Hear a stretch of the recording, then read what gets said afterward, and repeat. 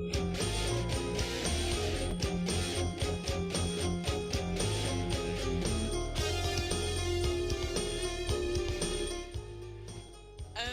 my God. That's who we love and that's who we serve. Happy Thursday. Welcome to Innervision FM. How dare you?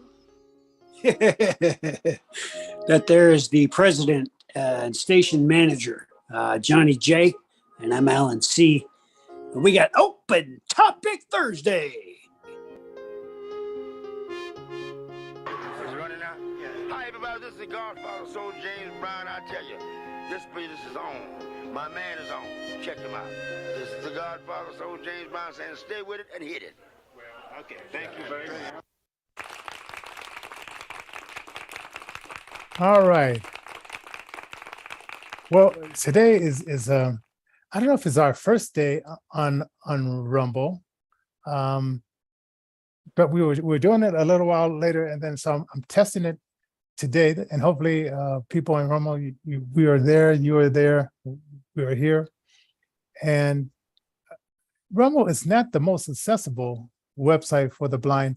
And as I was listening to the show with that sailor did on Monday, 9/11, and he was talking to the blind guy that was on the 75th floor of the World Trade Building, Building 1. Something like that, yeah. He is working for a company that makes websites accessible, and I'm going to contact him. And I know from listening to him, he's left wing. He's a liberal, or maybe he's a Democrat, maybe not a liberal, maybe a Democrat. So I don't know if his company would be willing to work with a conservative website to make it accessible, especially True Social. I think that would be nice to make that very accessible. Getter, I use that, and it's not the most friendliest website around, but I use it still. So anyway, I think it's called Stability, the company. I have to go back and listen to the interview. I know he was working for the Quantum Corporation in the Twin Towers. I don't know if Stability came up or if I just missed that. I was getting a bunch of stuff done, so I didn't get a chance to listen to the entire show. But boy, oh boy, oh boy. That thing's awesome. You can check it out periodically. Johnnie J, go ahead. Yeah, I think we're going to put that in rotation. Go ahead. I was just going to say, I think you'll probably put that into rotation. So you took the words out of my mouth there. So sooner or later, you'll probably see reruns of that particular show. Man, what an awesome show. Mm-hmm. And wow. he did a good job editing, and that was just a year ago. And it was just nice that he was able to land that interview, because this guy had been on Larry King show when 5 times in Larry King show, and he was on the show in Australia, and it was really weird. I liked this one story. Spoiler alert, that he was in Australia, and this blind group had set up a rafting trip, and they went on a rafting trip, and at the end of the rafting trip, because the guy who was running the rafting trip, he said at first he was going to cancel it because he said he didn't think that blind people could have fun on a rafting trip because they're blind. Oh, that's awesome. That's really fun. I mean, I remember rafting many times. The first time I did that, 9 years old, I was going to the Colorado School for the Deaf and Blind, and they took us on a rafting trip down the Arkansas River, if I remember correctly. Wow, what a blast. Yeah, and I've been on those before, but he said he was going to cancel it because he said he didn't know that blind people could have fun or even could do something like that. But then he saw that interview with this guy from the World Trade Center, and he said that changed his mind totally. So he says, and I forgot his name. I think it's Mike or Mark. But he said that's why he does these interviews, because if it could just change the minds of just one person. And that's why I started up Innervision TV, because I would bring on people with extreme disabilities, just here in Denver, Colorado. But he took it to a national level. And could you imagine, you're in a building and the building tips, and you're in the 75th floor. And he said he'd been, he's from California, so he's been in earthquakes, and so have I. But he just kept a calm about him, and he even had to keep the sighted guy calm, because the sighted guy looked out the window and just saw all these papers burning as they're flying out from the other building, being sucked out of another building, or sucked out of this building above. And he says, "We're all gonna die." And the blind guy, Mike, said to him, "I need you to stop saying stuff like that, because we have to get these other people down. And if we're not level-headed, they won't be level-headed." And so it was just, going down all those stairs, and then saw the firemen coming up. And then he said, like, information is key to a blind person. One time I was in a car with this lady, and a car had bumped us from the back. And I said, "What happened?" And the person, instead of saying, "Oh, a car hit us from the behind," she just said, "Wait a minute." And I'm thinking, I hate it when you say, "Wait a minute," when I ask you a specific question.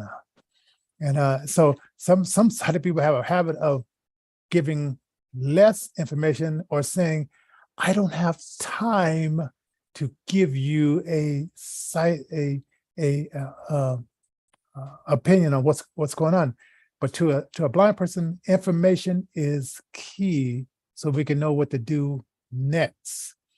But it's hard to. So that's why I guess I continue doing shows like this, because there's a lot of sighted people out there who, like, parents just don't understand. Some sighted people just don't understand. Well, to be fair, blindness has been looked at in a somewhat negative light for thousands upon thousands of years. And it's only been, let's say over the last 150 years that blindness has been looked at in a more positive way. And that's largely due to, what do you call them, legislative organizations like the National Federation of the Blind, social organizations like the American Council of the Blind. And it's also largely due to folks who have, just gone out and done it, whether they're independent or part of one of these organizations. You see, it wasn't always that the blind community were unemployed at such a high rate. Now, honestly, we did live in institutions back in the 1800s, early 1900s. But if a blind person was to get employment, they would have certain vocations. They would do everything from making furniture to being a shoe cobbler to, of course, the big stereotype is musician. I happen to fall into that stereotype. So obviously they would also be piano tuners, lots of stuff. I mean, chimney sweeps. That's one that really amazed me. I mean, to go up a chimney and sweep that out is wow. Yeah, nobody wanted that job. Dark. And it's yeah. And you might want to check out the blind history lady. She lives right here in Colorado, and she digs up a lot of history about blind people that have done things throughout the history of America that you just wouldn't know. And she goes around and she digs in the archives and she finds these things, and she puts out a newsletter, and she has a book as well. So the blind history lady, we had her on our show. And I think I might have uploaded it here on Rumble, but if it's not uploaded there, shoot us an email at info@innervisionfm.com. And like I said, I'm expanding our reach more and more, just in case if we keep getting submerged by YouTube and Facebook, our reach. Because Wayne Dupree, I mean, he's been around since 2012. He says that Facebook is submerging him, so he's on Rumble and he's on Getter. Well, I'm not sure how he got on Getter, but I'm working on that. And so we just have to find alternative ways to get this information out, especially these blind issue things out there, and how we see the world. Absolutely, Johnny. Absolutely. So anyway, it's a fantastic interview, and like I said, email us at info@Innervision FM.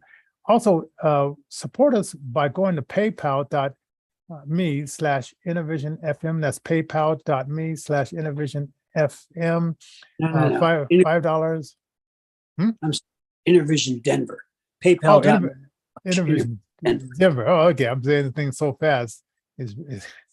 I'm blurring things. So paypal.me/Innervision Denver. And $5 and up will definitely help us.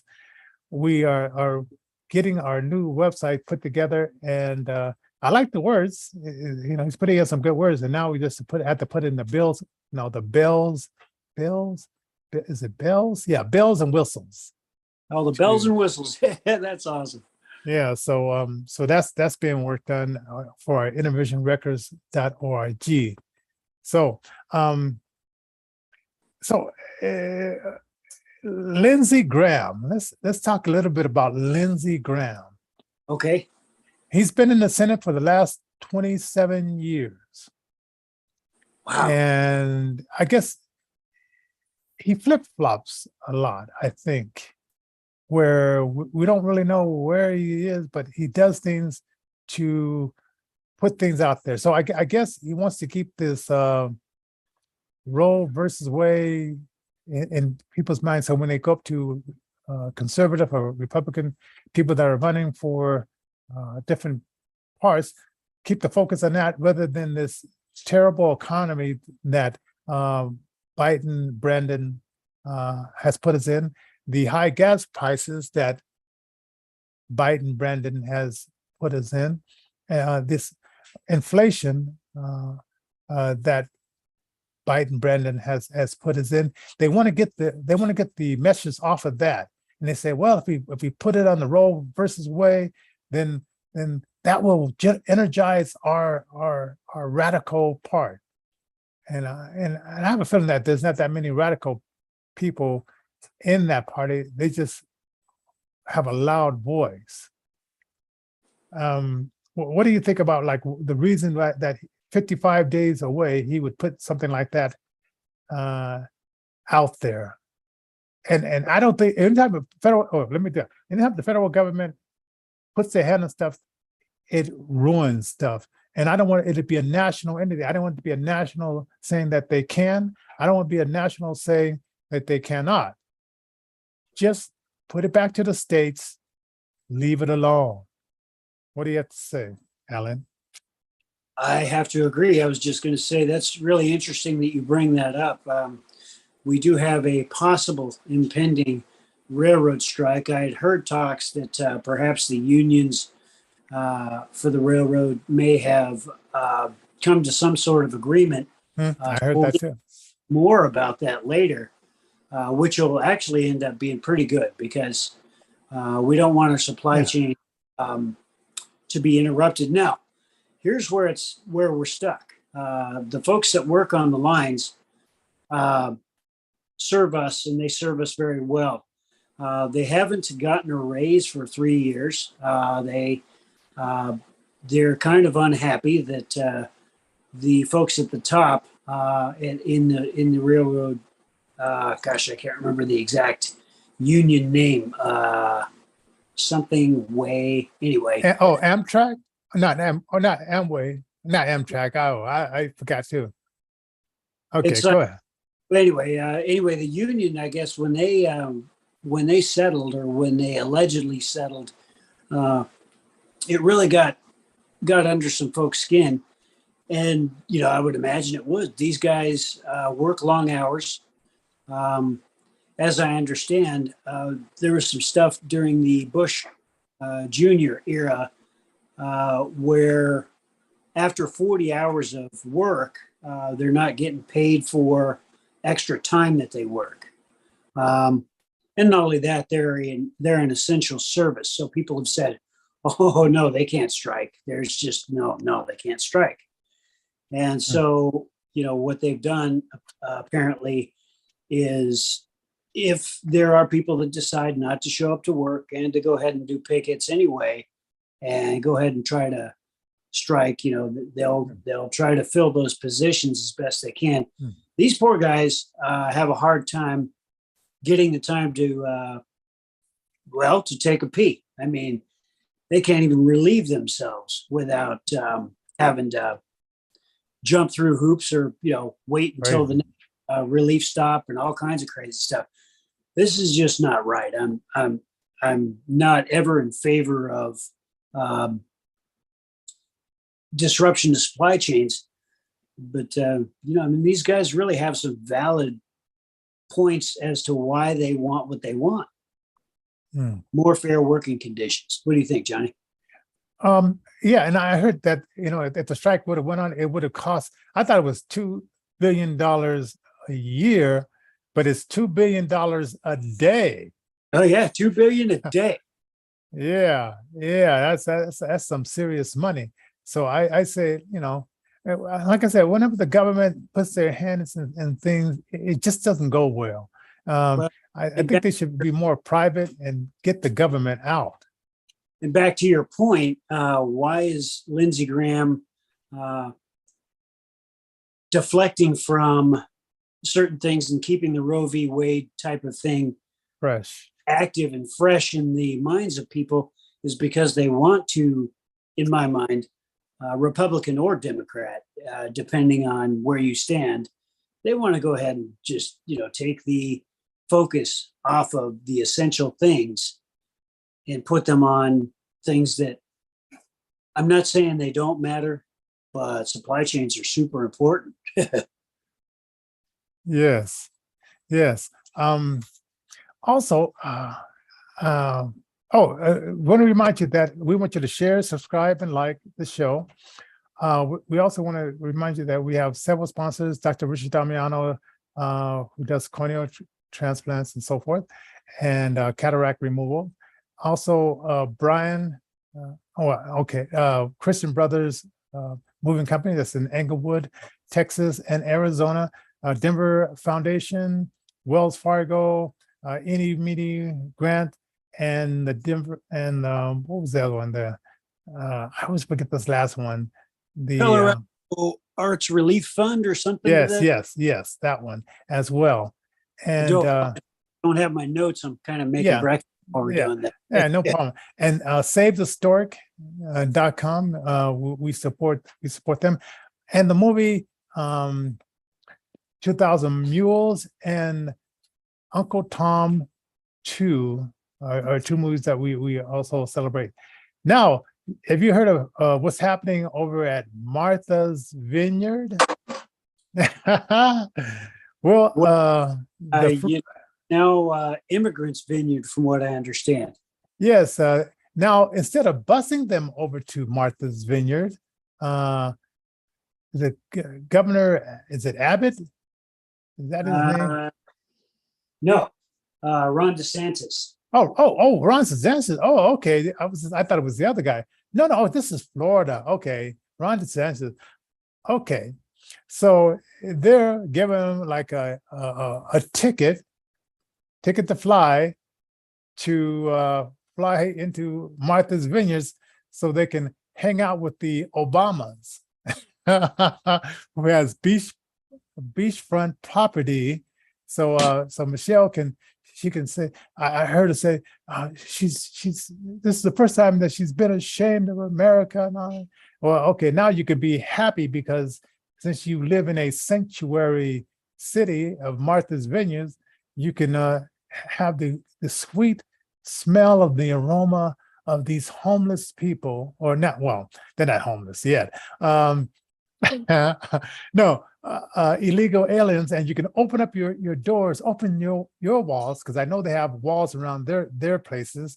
Open up your walls and let these illegals into your house at Martha's Vineyards and show your hospitality and how much of a Christian you are.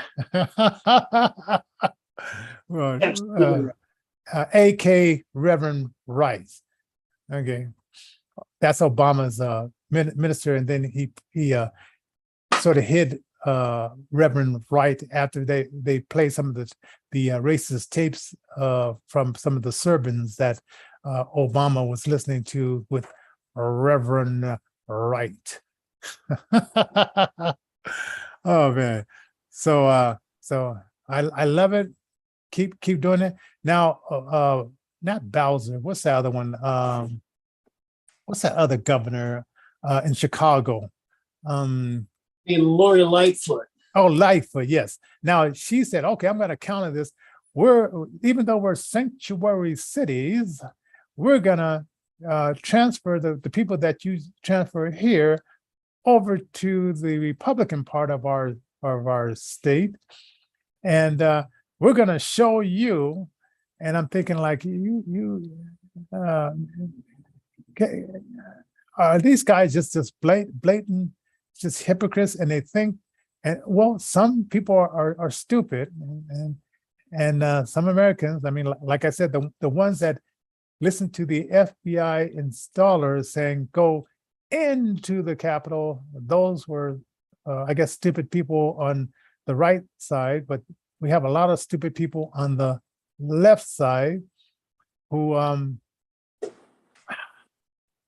don't know, don't see that they're being bamboozled by the radicals that have infiltrated the Democratic Party.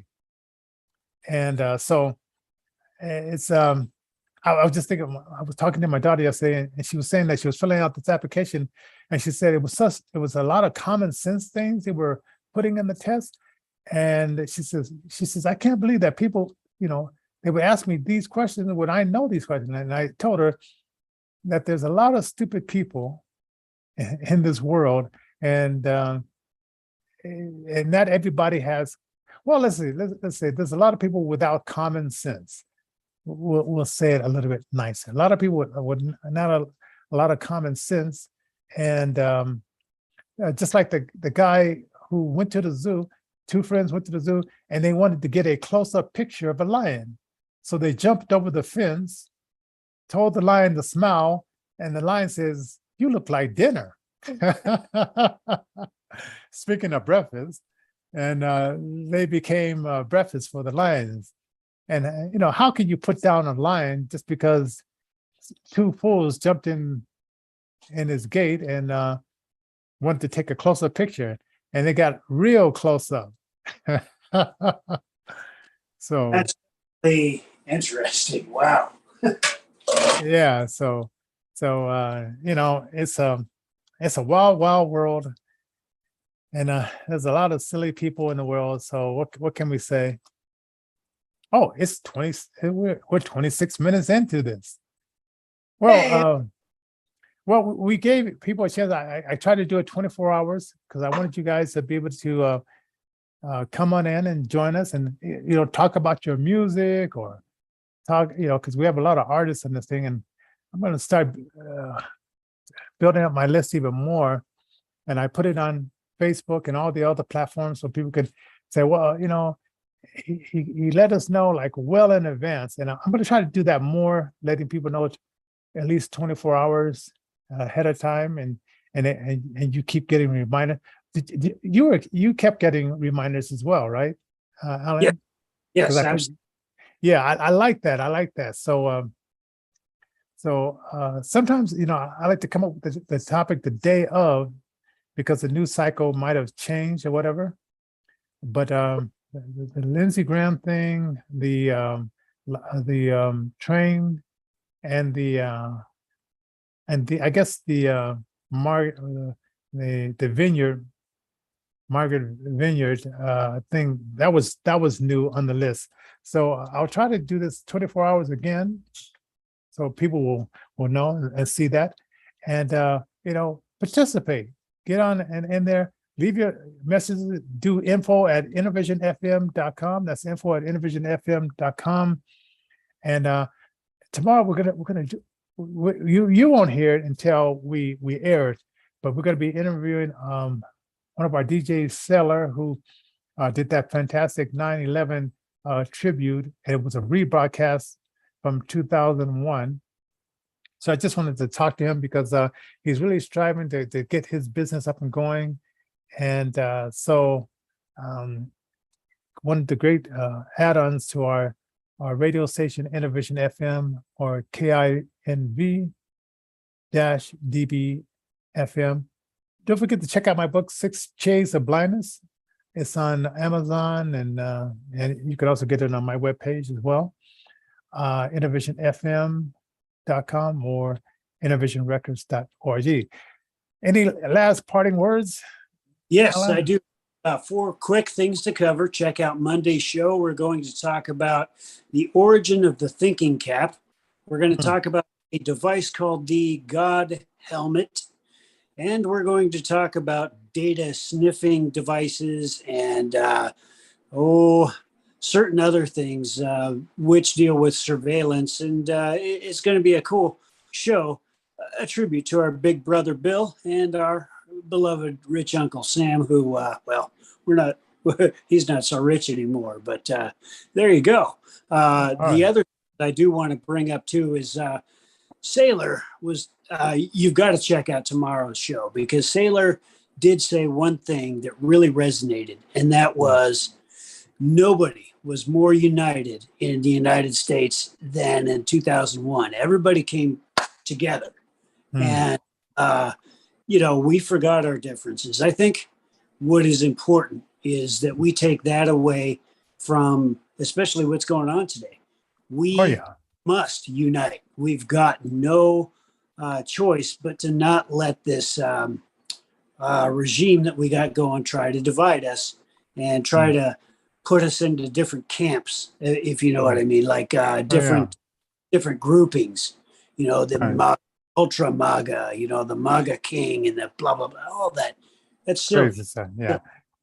All right. Well, we'll see you guys next week. And like I said, we're going to pre-record this interview because he doesn't get out of work until like about 12:30, but it'd be 1:00 our time. And we're going to interview. And we'll invite some people to come if you want to come in and talk to Sailor and be a part of the show. We'll invite our email list. So if you want to be a part of that, info@Innervision FM, and you could be a part of the recording, and then we'll air it at a later time to be announced.